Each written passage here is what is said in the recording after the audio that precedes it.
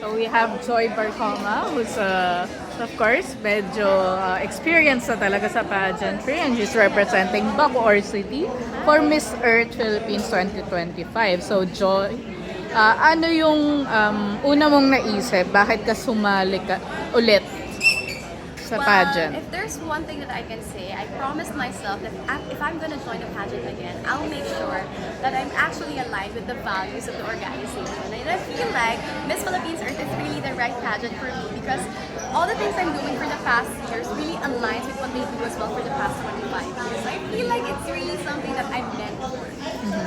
So Joy, as a pageant candidate, nag-iba ba yung advocacy mo? And if yes, ano na yung advocacy mo ngayon? Well, for this year, for Miss Philippines Earth, I'm pushing for a more disaster-resilient Philippines. Pero I'm still pushing forward the mental health awareness in the Philippines. I'm still an advocate for mental health. So there are a lot of advocacies. I'm not changing my advocacies. I'm just adding some to it because I believe that you can always be a champion for other causes as well, not just for one.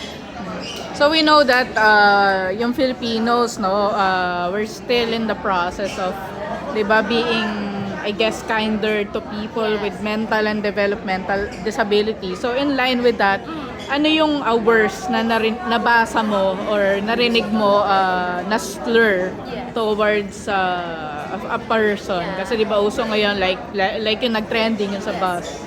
Yeah. Well, it's actually saddening to see that, but I think we cannot really take it against people who do not fully understand those type of circumstances and instances. So I feel like the worst that I've heard, for me, it's not really the worst, but I feel like it really struck me the most, is that people who are actually experiencing mental disabilities and mental incapacities are actually labeled as baliw, automatically as crazy. And I feel like we only push forward the stigmatization of mental health here in the Philippines will be actually advocating for a more inclusive society. So I think that is really the goal for our country.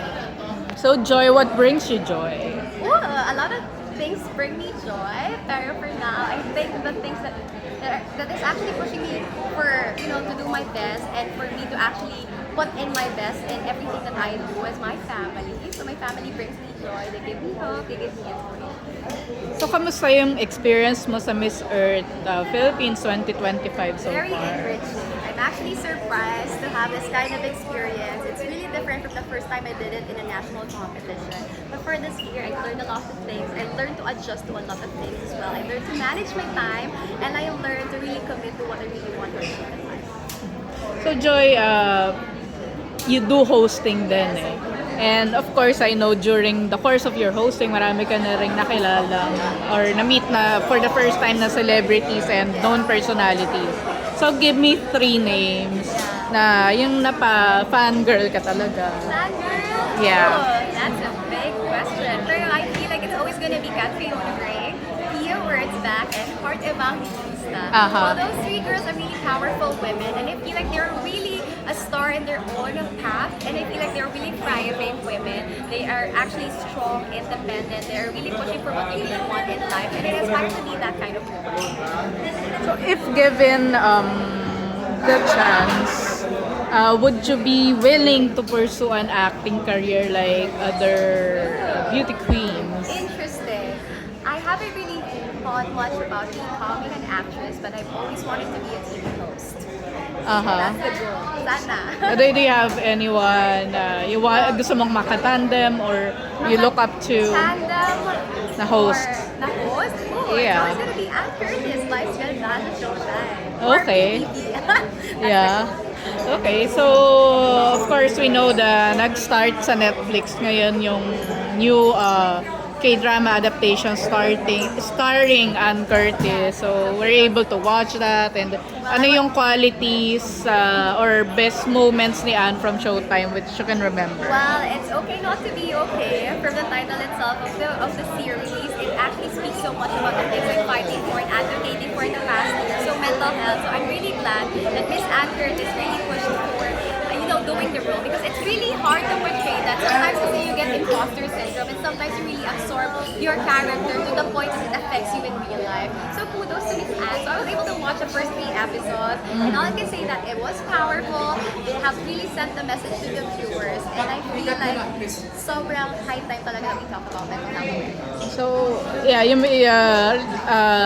mentioned nga Anne and Showtime. What do you think about yung joke about Anna parang uy, ano yun, yung sa Showtime and being regular. Yeah.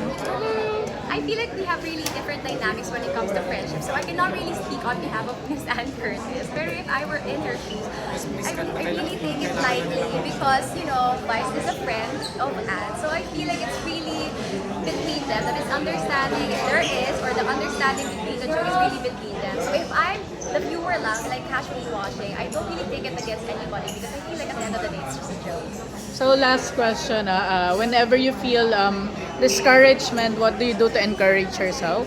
Well, I always remind myself of the things I have achieved. I'm only 26 years old. I always remind myself not to put so much pressure on myself. I still have a lifetime to do what is right for me, to do what I want in life. So I don't really want to push myself towards, you know, disappointments, towards feeling discouragement about myself because I feel like every day I'm doing my best. Thank you.